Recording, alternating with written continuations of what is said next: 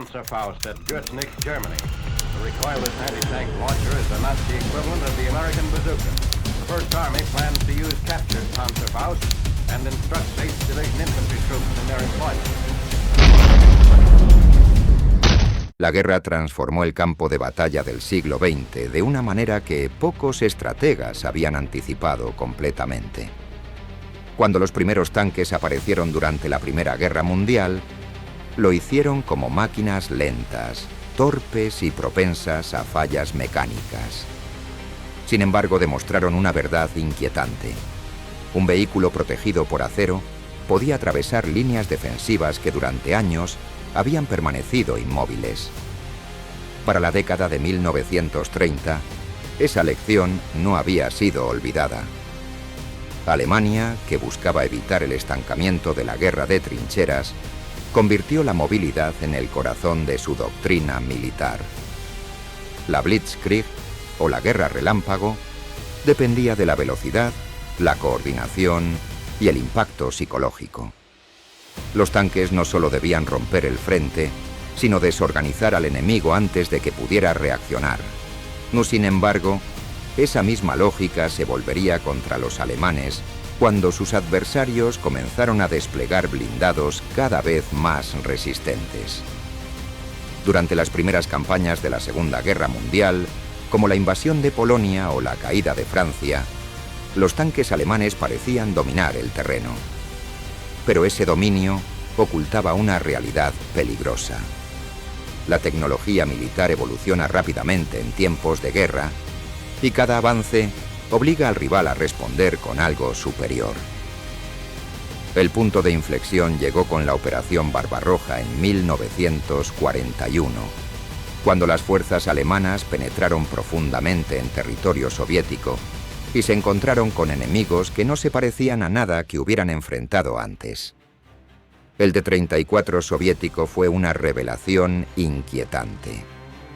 Su blindaje inclinado hacía que muchos proyectiles rebotaran, mientras que sus anchas orugas le permitían desplazarse por barro y nieve con una facilidad que los vehículos alemanes envidiaban. Más alarmante aún era el KV-1, un coloso cuya coraza parecía ignorar el fuego de numerosos cañones antitanque. Para muchos soldados alemanes, el primer encuentro con estos vehículos fue una experiencia casi surrealista. Disparaban una y otra vez, solo para ver cómo los proyectiles no lograban detener el avance del gigante de acero. En ese momento, quedó claro que la guerra blindada no sería decidida únicamente por quién tuviera más tanques, sino también por quién pudiera destruirlos de manera eficaz. Y en ese escenario, la infantería ocupaba un lugar crucial. Cuando un tanque atravesaba una línea defensiva, los soldados de a pie se convertían en la última barrera antes del colapso. Por la idea de enfrentarse a una máquina de decenas de toneladas con un arma portátil era, para muchos, aterradora. Destruir un tanque no era solo un desafío técnico, era también una prueba de nervios. A menudo implicaba dejar que el vehículo se acercara peligrosamente para poder apuntar a un punto débil. Significaba esperar el momento exacto, resistir el impulso de huir y confiar en que el arma funcionaría. Los primeros intentos de enfrentar esta amenaza reflejaban tanto ingenio como limitaciones. Al inicio de la guerra, muchos estrategas aún creían que los rifles antitanque podían desempeñar un papel relevante.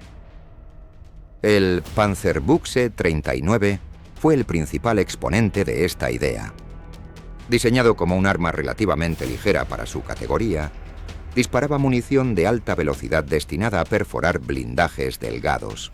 Y contra los tanques ligeros de finales de los años 30, podía ser eficaz, especialmente si se apuntaba a zonas vulnerables. Pero la realidad del campo de batalla cambió con una rapidez brutal. A medida que el blindaje aumentaba su grosor, el concepto mismo del rifle antitanque empezó a parecer obsoleto. Los soldados debían acercarse demasiado al objetivo, exponiéndose al fuego enemigo y al riesgo de ser arrollados. Incluso cuando lograban impactar, el resultado no siempre era decisivo. Muchas veces el proyectil apenas dañaba componentes externos, dejando al tanque operativo. Esta situación obligó a los infantes a pensar de forma más creativa. Atacar las orugas para inmovilizar el vehículo, buscar la parte trasera donde el blindaje era más débil o intentar disparar hacia ranuras y puntos de observación.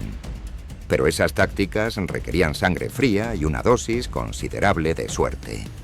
Ante estas dificultades, los cañones antitanque comenzaron a adquirir mayor protagonismo. El PaK-38 de 50 milímetros representó un avance significativo respecto a los sistemas anteriores. Más potente y con mejor capacidad de penetración, ofrecía a las unidades alemanas una herramienta más confiable para frenar ataques blindados. Sin embargo, su desempeño contra el T-34 volvió a demostrar que la guerra tecnológica era una carrera sin línea de meta. Para perforar el blindaje inclinado soviético, el PaK-38 dependía en gran medida de munición especial con núcleo de tungsteno, conocida por su capacidad para concentrar la energía del impacto. El problema era que el tungsteno no abundaba. Alemania enfrentaba limitaciones industriales y dificultades para acceder a ciertas materias primas estratégicas. Cada proyectil de este tipo era valioso y no siempre estaba disponible en la cantidad necesaria. Así, incluso un arma técnicamente competente podía volverse insuficiente si la logística no acompañaba. Esta dependencia subrayó una lección fundamental de la guerra moderna. La eficacia de un sistema de armas no solo se mide por su diseño, sino también por la capacidad de producirlo y sostenerlo en el tiempo. La presión del frente oriental aceleró la búsqueda de una solución más definitiva. Alemania necesitaba un cañón capaz de enfrentar la mayoría de los tanques enemigos sin recurrir constantemente a munición escasa. De esa urgencia nació el PaK-40 de 75 milímetros, un arma que pronto se convertiría en el estándar de la defensa antitanque alemana. Su desarrollo respondió directamente a las lecciones aprendidas en combate. Mayor calibre, pero mayor velocidad de salida y una capacidad de penetración que devolviera la confianza a las tropas. Cuando el PaK-40 comenzó a desplegarse en números significativos, el efecto fue inmediato. Por primera vez desde el choque con los blindados soviéticos más avanzados, los artilleros alemanes disponían de un sistema capaz de destruir a la mayoría de sus oponentes a distancias efectivas. Esto no significaba que la tarea fuera sencilla, pero sí que volvía a ser posible detener un avance acorazado sin recurrir a soluciones desesperadas. La producción masiva del PaK-40 aseguró su presencia en casi todos los frentes de la guerra. Desde las vastas llanuras del este hasta los campos de Europa occidental, su silueta baja se convirtió en una imagen familiar.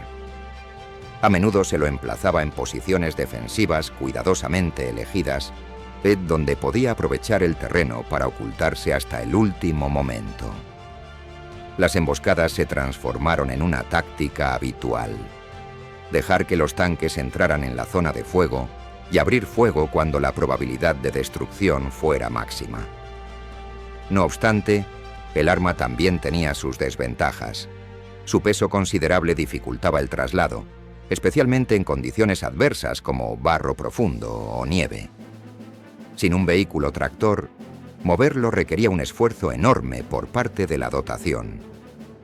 Además, una vez que disparaba, el fogonazo y el polvo levantado podían delatar su posición, convirtiéndolo en objetivo prioritario para la artillería o los propios tanques. A pesar de ello, el PaK-40 representó un punto de madurez en la evolución del armamento antitanque alemán. No era un arma elegante ni fácil de maniobrar, pero ofrecía algo aún más valioso en medio del caos del combate: fiabilidad. Dondequiera que estuviera bien emplazado, los tanques enemigos ya no podían avanzar con la misma sensación de impunidad. En muchos sectores del frente, su presencia ayudó a estabilizar líneas que de otro modo habrían cedido bajo el peso del acero enemigo. El destino del cañón de 88 milímetros es uno de los ejemplos más fascinantes de adaptación militar durante la Segunda Guerra Mundial. Concebido originalmente como un arma antiaérea, el Flak A-18 fue diseñado para derribar bombarderos que volaban a gran altitud. Su misión era proteger ciudades, columnas motorizadas y puntos estratégicos de los ataques desde el cielo. Nadie imaginaba en sus primeros años que terminaría convirtiéndose en uno de los cazadores de tanques más temidos de toda la guerra. La transformación no ocurrió en un laboratorio ni en un escritorio, sino en el campo de batalla. Durante las primeras campañas, algunos comandantes alemanes comenzaron a emplear el 88 milímetros en tiro directo contra objetivos terrestres cuando otras armas no lograban detener el avance enemigo. El resultado fue sorprendente. Su altísima velocidad de salida permitía que el proyectil viajara con una energía devastadora, capaz de atravesar blindajes que parecían invulnerables para cañones más pequeños. Aquello que había sido pensado para alcanzar aviones a kilómetros de altura, ahora destruía tanques antes de que estos pudieran acercarse lo suficiente para responder. En el norte de África, el arma ganó notoriedad bajo el mando de Erwin Romilly-Metrosel. En las vastas extensiones del desierto, o donde el terreno abierto favorecía los combates a larga distancia, el 88 milímetros demostró ser letal. Tanques británicos que confiaban en su blindaje eran perforados a distancias que superaban sus propios rangos efectivos de combate. La sensación de seguridad desaparecía en un instante. Un impacto preciso bastaba para convertir un vehículo en una masa humeante. En el frente oriental, la historia se repitió. Frente a blindados soviéticos cada vez más robustos, el 88 milímetros ofrecía una solución contundente. Su alcance permitía establecer zonas de negación donde el enemigo sabía que avanzar implicaba un riesgo enorme. No era solo una cuestión de destrucción material, también era un golpe psicológico. Las tripulaciones aliadas aprendieron a temer ese cañón incluso antes de verlo, o bastaba la sospecha de que un 88 estaba oculto en el horizonte para obligar a extremar precauciones, ralentizar ofensivas o buscar rutas alternativas. Sin embargo, su poder tenía un costo. Era un arma grande, difícil de ocultar por completo y que requería una dotación entrenada. El proceso de emplazamiento no siempre era rápido y moverlo bajo presión podía resultar complicado. Aún así, cuando se integraba correctamente en una defensa, su presencia transformaba el equilibrio del combate. Más que un simple cañón, el 88 milímetros se convirtió en un símbolo de la capacidad alemana para convertir una herramienta especializada en un arma versátil y devastadora. Pero mientras los grandes cañones dominaban campos abiertos, la guerra estaba cambiando de escenario. A medida que el conflicto se prolongaba, los combates comenzaron a desplazarse hacia entornos más complejos: pueblos, bosques densos y, finalmente, ciudades enteras convertidas en fortalezas improvisadas. Hoy, en esos espacios restringidos, las armas pesadas no siempre podían desplegarse con eficacia. Además, la creciente presión sobre la industria alemana reducía la disponibilidad de vehículos y artillería. La infantería debía aprender a defenderse casi por sí sola. Este cambio marcó un giro doctrinal profundo. Durante los primeros años, la destrucción de tanques había sido vista principalmente como tarea de cañones especializados o de otros blindados. Ahora se volvía imprescindible que cualquier unidad de soldados pudiera enfrentar esa amenaza sin depender de apoyo inmediato. La guerra se acercaba al combatiente individual, y con ello surgía una idea revolucionaria: transformar al soldado común en un cazador de tanques. La necesidad impulsó la innovación. Los estrategas comprendieron que un arma eficaz debía ser relativamente ligera, no fácil de usar y lo suficientemente potente como para compensar la vulnerabilidad del infante. También debía poder producirse en grandes cantidades, incluso cuando los recursos escaseaban. Esta combinación de factores dio origen a una nueva generación de armas portátiles que cambiarían para siempre la relación entre el hombre y el blindaje. El concepto no solo respondía a la lógica militar, sino también a la realidad del final de la guerra. Alemania se encontraba cada vez más a la defensiva, obligada a proteger su propio territorio. El combate cercano se volvió inevitable. Calles estrechas, edificios derruidos y barricadas improvisadas ofrecían oportunidades para emboscadas a corta distancia, donde la superioridad técnica de un tanque podía verse neutralizada por el terreno. Lo que antes había sido una batalla industrial comenzaba a adquirir un carácter casi personal. De esa transformación nació el Panzerfaust, un arma cuya simplicidad era tan impactante como su efectividad. Su diseño respondía a una premisa clara: proporcionar una potencia devastadora sin exigir un entrenamiento complejo.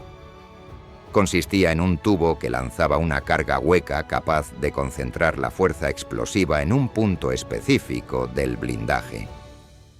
Al detonar, el chorro metálico penetraba la coraza con una violencia que sorprendió a quienes confiaban en la protección de sus vehículos. Una de sus características más notables era que se trataba de un lanzador desechable. Tras dispararlo, el arma ya había cumplido su función. Esta aparente limitación era, en realidad, una ventaja industrial. Le permitía fabricarlo de manera rápida y relativamente barata, algo crucial en un país sometido a bombardeos constantes y con su capacidad productiva cada vez más comprometida. Lo importante no era que durara, sino que estuviera disponible cuando se lo necesitara. El Panzerfaust resultaba especialmente letal a corta distancia, lo que obligaba al soldado a acercarse peligrosamente al objetivo. Pero esa proximidad también aumentaba las probabilidades de éxito. En combates urbanos donde los tanques debían avanzar con cautela para evitar obstáculos o ataques desde múltiples ángulos, el arma encontró su entorno ideal. Desde una ventana, un sótano o detrás de una esquina, un infante podía esperar el momento preciso para disparar. Hacia el final de la guerra, su uso se volvió masivo. No solo las tropas regulares lo empuñaban, también lo hacían milicias improvisadas e incluso jóvenes con entrenamiento limitado. La imagen de un combatiente solitario enfrentando a un gigante de acero dejó de ser excepcional para convertirse en una escena frecuente.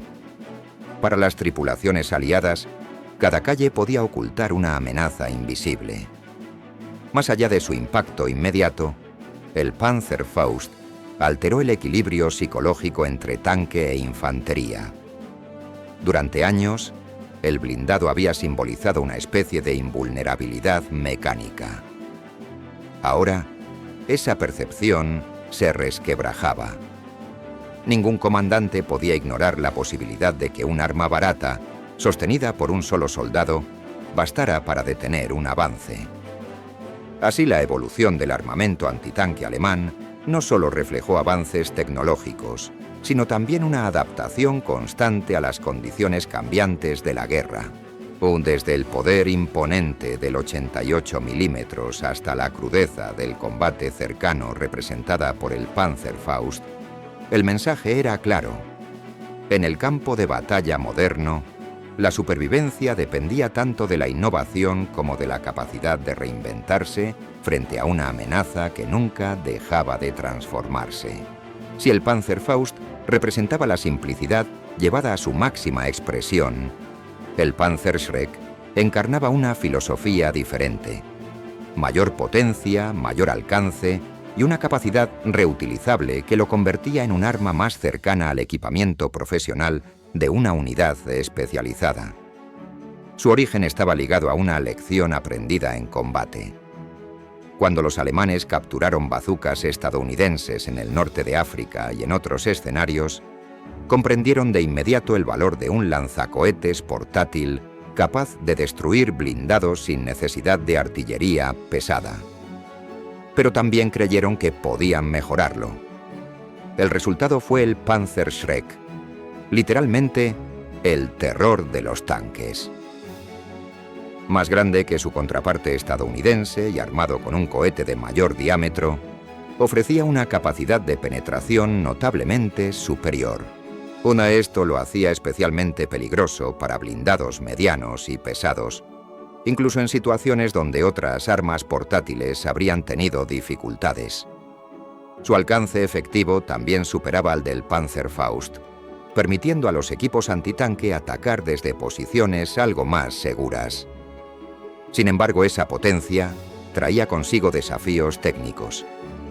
El potente chorro de gases generado al disparar podía resultar peligroso para el operador, lo que obligó a incorporar un escudo protector en muchos modelos. Esta placa metálica no solo protegía el rostro y el torso del tirador, sino que también se convirtió en una de las imágenes más reconocibles del arma. Usarlo requería coordinación, entrenamiento y cierta disciplina táctica, a diferencia del Panzerfaust, que podía ser empleado con una preparación relativamente breve. El Panzerschreck funcionaba mejor cuando era operado por un equipo que comprendía cómo posicionarse, cómo cubrirse y cuándo disparar. Esta característica favoreció la profesionalización del cazador de tanques dentro de la infantería alemana. Comenzaron a formarse pequeños grupos especializados cuya tarea consistía en acechar a los blindados enemigos. Estos equipos aprendían a moverse con sigilo, a aprovechar el terreno y a seleccionar cuidadosamente sus blancos. Sabían que un disparo bien colocado podía decidir el destino de un enfrentamiento, pero también que fallar revelaría su posición de inmediato. El impacto psicológico del Panzerschreck no tardó en hacerse sentir. Para las tripulaciones aliadas, la amenaza ya no provenía únicamente de cañones ocultos a la distancia o de soldados que esperaban a pocos metros con armas desechables. Y ahora existía la posibilidad de ser atacados desde un rango intermedio por un arma capaz de perforar el blindaje con alarmante facilidad. Este nuevo peligro obligó a modificar tácticas, incrementar el apoyo de la infantería propia y extremar la vigilancia en terrenos donde una emboscada resultaba probable. Pero incluso dentro de esta creciente sofisticación, hubo armas que llevaron el combate antitanque a un nivel casi primitivo en términos de proximidad física. La Haftholladung, conocida informalmente como una mina magnética antitanque, representaba uno de los métodos más arriesgados que un soldado podía emplear. Su funcionamiento era tan directo como aterrador. El combatiente debía acercarse al tanque lo suficiente para adherir manualmente la carga al blindaje. Los potentes imanes mantenían el explosivo en su lugar hasta la detonación, concentrando la fuerza de la explosión para abrir una brecha en el acero. Un tanque en movimiento no solo era una máquina armada, sino también un entorno caótico, rodeado de ruido, humo y fuego cruzado. Acercarse requería aprovechar distracciones, ángulos muertos o la cobertura de ruinas y vegetación. Estas minas encontraron cierto uso en entornos urbanos o en terrenos cerrados, donde la visibilidad limitada ofrecía oportunidades para aproximaciones furtivas. Sin embargo, el riesgo era extremo. El soldado debía confiar en su velocidad, en el factor sorpresa y en que la tripulación enemiga no detectara su presencia. Era un tipo de combate que borraba la distancia tecnológica entre hombre y máquina, reduciendo el enfrentamiento a unos pocos metros decisivos. Aunque no fue el arma más extendida del arsenal, simbolizaba hasta qué punto la guerra podía obligar a los combatientes a actuar al borde de lo inimaginable. Más allá de cada arma individual, la verdadera eficacia del sistema antitanque alemán residía en la manera en que estas herramientas se integraban dentro de una doctrina táctica coherente. La infantería aprendió a pensar el terreno como un aliado. Los bosques ofrecían sombras y líneas de visión fragmentadas. Los pueblos obligaban a los tanques a reducir la velocidad. Los caminos estrechos canalizaban el avance enemigo hacia zonas previamente preparadas. En lugar de enfrentar al blindado en campo abierto, donde su potencia era mayor, se buscaba forzarlo a entrar en espacios donde su maniobrabilidad quedara limitada. La disciplina también jugaba un papel crucial, y los soldados debían resistir la presión del momento y esperar la oportunidad más favorable. En muchos casos, la paciencia era tan importante como la potencia de fuego. Esta combinación de preparación, sangre fría y conocimiento del terreno permitía compensar, al menos parcialmente, la inferioridad numérica que Alemania comenzó a experimentar en las etapas finales del conflicto. Con el paso del tiempo, la lucha entre tanques e infantería dejó de ser una simple confrontación tecnológica para convertirse en un duelo de adaptación constante. Cada innovación generaba una respuesta, y cada respuesta obligaba a replantear estrategias. En ese proceso, Alemania contribuyó de manera decisiva a redefinir la guerra antiblindaje. El concepto de que un soldado pudiera destruir un tanque con un arma portátil no solo cambió el curso de múltiples enfrentamientos, sino que también influyó en las doctrinas militares de la posguerra. El legado de estas armas se extendió mucho más allá de 1945. Las décadas siguientes verían el desarrollo de sistemas cada vez más sofisticados, incluidos misiles guiados capaces de atacar desde grandes distancias con precisión milimétrica. Sin embargo, la idea fundamental permaneció intacta. Ningún tanque debía considerarse invulnerable si la infantería estaba debidamente equipada. Cuando el conflicto terminó, el campo de batalla había cambiado para siempre. El tanque siguió siendo un símbolo de poder militar, pero ya no podía avanzar sin considerar la amenaza invisible de la infantería. La batalla entre acero y voluntad humana no concluyó con la rendición alemana. Simplemente evolucionó. Desde entonces, cada generación de blindados y cada nueva arma antitanque han continuado ese diálogo violento entre protección y destrucción, recordándonos que en la guerra, la innovación nunca se detiene, solo adopta nuevas formas. ¿Conocías la historia de estas armas? Hasta aquí el video de hoy. Si te ha parecido interesante, deja tu me gusta y suscríbete y conoce el verdadero dominio de la historia bélica.